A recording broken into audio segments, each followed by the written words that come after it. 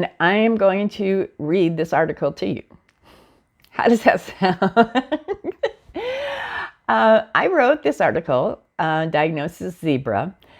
Originally, I wrote this for a publication, an online publication called Odyssey Online. And I was writing for them at the time. And then after I stopped writing for them, I took my writing and I republished it on my own website.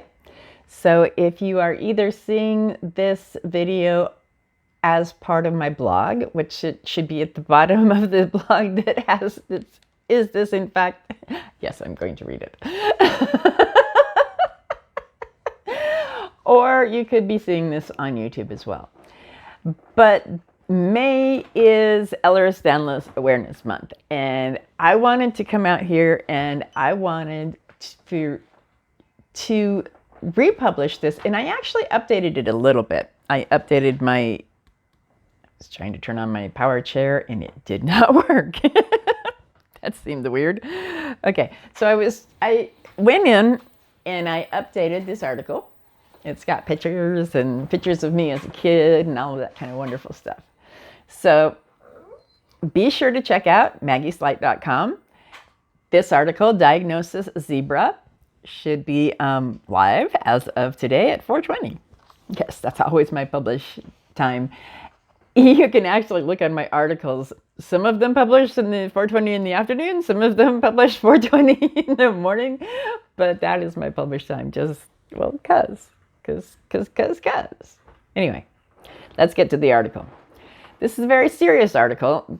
I did a considerable amount of research when I was writing this originally. So the article itself has hyperlinks in it. Please go on maggieslight, SLIGHTE.com and check out the article and click on the hyperlinks to get more information about each topic. In fact, when we get down to the types of Ehlers-Danlos, I have linked each type to the description on the Ehlers-Danlos Foundation page, so for your ease in understanding. So here it goes. Diagnosis Zebra. After lifetimes of confusing medical problems, an answer is now clear for many. When you hear hoof prints, think horses. That is what doctors in training are taught. Physicians are specifically trained not to think outside of the diagnostic box, then are confused as to why people with rare issues often do not get diagnosed until they have endured a lifetime of medical insults and innuendos, questioning their sanity. Ehlers-Danlos syndromes are zebra disorders. According to the Ehlers-Danlos Society, the zebra became our symbol to mean sometimes when you hear hoof prints, it really is a zebra. Ehlers-Danlos syndromes are unexpected because they're rare. When you see a zebra, you know it's a zebra, but no two zebras have identical stripes, just as no two people with an Ehlers-Danlos syndrome or HSD, which is hypermobility syndrome, I believe, are identical. We have different symptoms, different types, and different experiences. What are Ehlers-Danlos syndromes? The Ehlers-Danlos Society describes the Ehlers-Danlos syndromes as a group of connective tissue disorders generally characterized by joint hypermobility, joints that stretch further than normal. Skin hyperextensibility, skin that can be stretched further than normal, and tissue fragility. While all zebra stripes are in a different pattern, symptoms that find people seeking help from medical professionals include multiple joint hypermobility and instability, velvety skin, which varies with the type of EDS, skin fragility, different types of scarring, and easily bruised, slow and poor wound healing and pain, chronic and intractable. Imagine feeling your organs being affected by gravity when you stand for long periods of time. Digestive issues such as gastroparesis, low motility, and irritable bowel syndrome can combine with painful bladder conditions like interstitial cystitis to cause incredibly painful stomach aches in zebra children. Chiari malformations in some zebras lead to debilitating headaches and confusing mental situations. Older zebras, like Connie, a woman finally diagnosed with EDS after 6 decades and a lifetime of medical maladies, find their diagnosis may come easier once a younger family member is diagnosed. I first heard about EDS when my granddaughter got her HEDS diagnosis, and my daughter said, "Mom, this has to be why you have so many health problems." Older patients are not the only ones who can be affected severely by symptoms and comorbidities with EDS.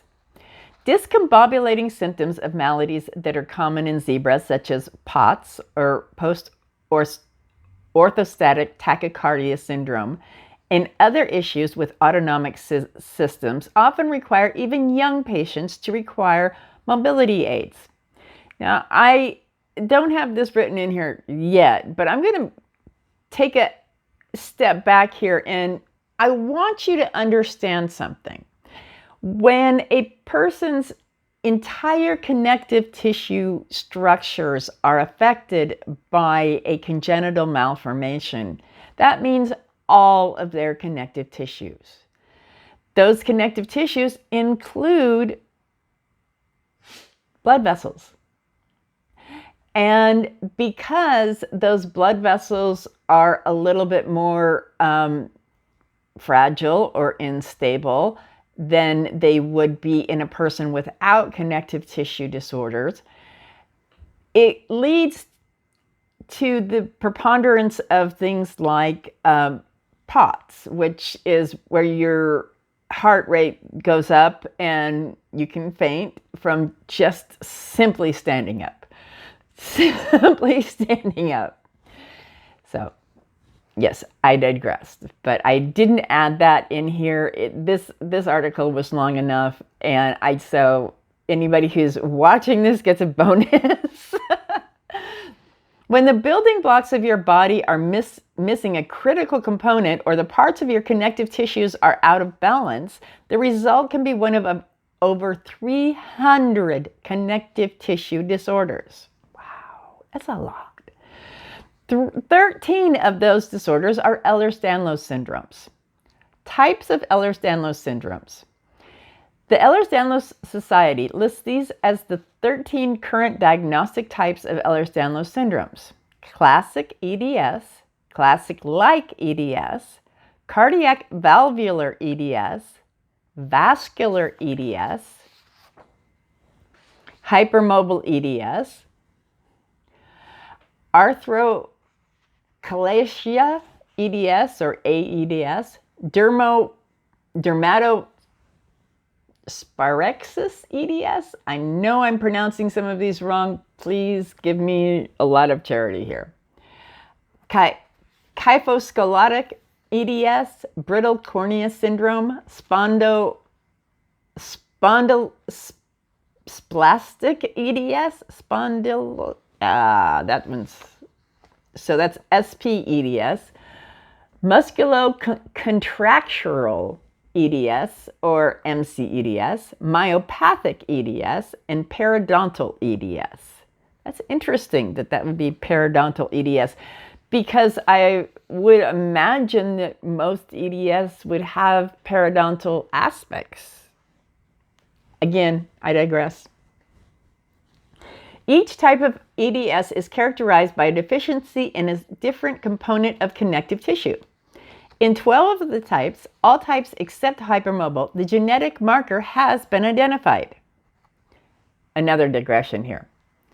Even though a marker has been identified, getting a diagnosis from a geneticist is almost unheard of as an adult, unless there is an entire family who's being tested. And that includes young people. Why this is, I am not quite sure, but I believe it to be perhaps a deficiency in the amount of geneticists that are out there able to take patients, because we do have a need for more geneticists, and we definitely have a need for more people who are studying and treating Ehlers-Danlos syndrome. Okay, back to the article. Sorry for the digression. The Ehlers-Danlos Society is currently signing up patients with Ehlers-Danlos syndromes into a registry, partially in an attempt to assist the gene search for the hypermobile genetic link. The EDS has a commonality of 1 in 5,000 to 1 in 15,000 people. By far, the hypermobile, or HEDS, is the most common. Vascular EDS is one of the most unusual, but also one of the most deadly forms of EDS. Something about vascular EDS is it also has, again, off of the article, in my research, I have discovered that vascular EDS is characterized by a very thin nose, very large eyes, prominent, or not prominent chin, but a very small chin, a recessed chin. But there are facial characteristics that go with some of these types, and vascular is one of them. So if you think that you might have EDS, ask your doctor. But here's the part about diagnosis. Diagnosis of Ehlers-Danlos syndromes. As many zebras shared, diagnoses can take decades. Many times, as with Connie, younger family members are diagnosed first. Younger family members can have access to genetic testing, which can diagnose all forms besides hypermobile EDS, but older family members are often denied access to such testing. Each type of EDS has its own diagnostic criteria. Joint hypermobility is judged on a 9-point scale known as the Batten scale. The Ehlers-Danlos Society has an extensive chart explaining the types of EDS, their genetic connections, and their individual symptoms. And I have hyperlinked that chart into the article. Sarah Ann, a patient diagnosed at 48, can trace her symptoms back to age 4 when her finger hurt when riding a trike. She gripped the handlebars tighter to pedal faster, and suddenly her finger hurt and turned a bright blue-purple. Achenbach syndrome is what Sarah experienced, and she contemplates the possible benefits to children if they were administered the Batten scale test or another mandatory screening for EDS. She says diagnoses need to happen at a young age so kids can learn how to get strong and protect themselves, as well as learn how to advocate for themselves. Being a zebra isn't all POTS and Achenbach syndrome. People with EDS can be some of the most elegant dancers and the most amazing contortionists in the world. But those movements come at a cost. As patients with EDS get older, the party tricks marked by the dislocations and hyperextensions of joints can come back to haunt them with excruciating pain. One of the biggest dangers to an undiagnosed zebra is the possibility of being prescribed an antibiotic in the fluoroquinolone family. The FDA has warned that not only do fluoroquinolones cause a greater chance of tendon damage and mental instability in people with connective tissue disorders like EDS and Marfan syndrome, but also death from sudden aortic rupture. There are studies in the works, and there will no doubt be more coming soon. The best place to keep apprised of the research into Ehlers-Danlos syndromes is at the Ehlers-Danlos Society. May is Ehlers-Danlos Syndrome Awareness Month. If one side of your family is extraordinarily bendy, velvety, bruisey, stretchy, and ouchy, you may want to stroll on over to the Ehlers-Danlos Society and take a look at the symptoms and types of EDS. You may find that you are a family of zebras. You may be one of the dazzle.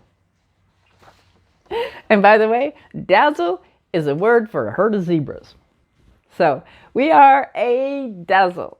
Welcome to May. Welcome to Ehlers-Danlos Syndrome Awareness Month. And I'm Maggie Slate, and this is me. I have Ehlers-Danlos syndrome. This is my entry on my awareness of the diagnosis, because this is the article that I wrote right after my own diagnosis to help get other people aware. I hope that you're out there having a great day.